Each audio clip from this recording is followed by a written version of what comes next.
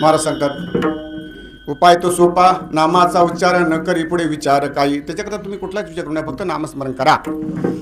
नामस्मरण करा म्हणजे काय? एक वयोवृद्ध म्हातारी होती, ते बंडा तात्याकडे सांगतात. काय झालं? तात्यांच्या पाया पडायला एक माऊली, असे वयोवृद्ध माऊली आली. तात्या, शेवटचा काळ आहे, काहीतरी नाम साधना द्या ना. तुम्ही म्हणते नामस्मरण करा, नामस्मरण करा. ते म्हणे मग ज्ञानेश्वरी वाच. म्हणे वाचता येत नाही, गाथ्याचं नाही ना, जमतच नाही. तर म्हणे मग माळ घे, एक माळ घे आणि माळीनं जप कर. काय कर? जप कर. जप करायचं म्हटलं, कुठला जप? रामकृष्ण हरी, रामकृष्ण हरी, रामकृष्ण हरी. जप दिला. मग त्याच्यानंतर वर्षानं परत तात्या त्या ठिकाणी गेले. तात्या त्या ठिकाणी गेल्यानंतर मला एक वयोवृद्ध म्हातारी होती, तिच्यात काय काया पलटी झाली का बघूया म्हणून ती म्हातारी पाया पडायला आली. आल्या, पाया पडले. आई कसं काय, बरं आहे का? हा बरं आहे. तसं काय? तसं तुला जो मंत्र दिला त्याने काय फरक पडला का? जसं एखादा विचारताना औषध दिलं म्हणे.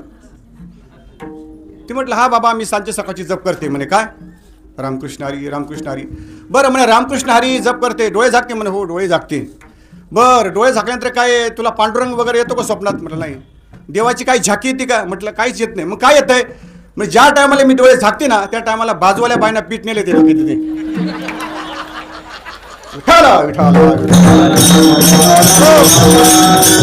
उपाय तो सोपा, नामाचा उच्चार न करी विचार पुढे काय. उपाय तो सोपा, नामाचा उच्चार असा, याचा अर्थ असा, नाम गाऊ, नाम घेऊ, नाम विठोबाला वाहू. आम्ही दैवाचे दास पंढर. सारासार विचार करा, उठाउठी नामधरा कंटे. हा, ते बरेचसे प्रमाणे आता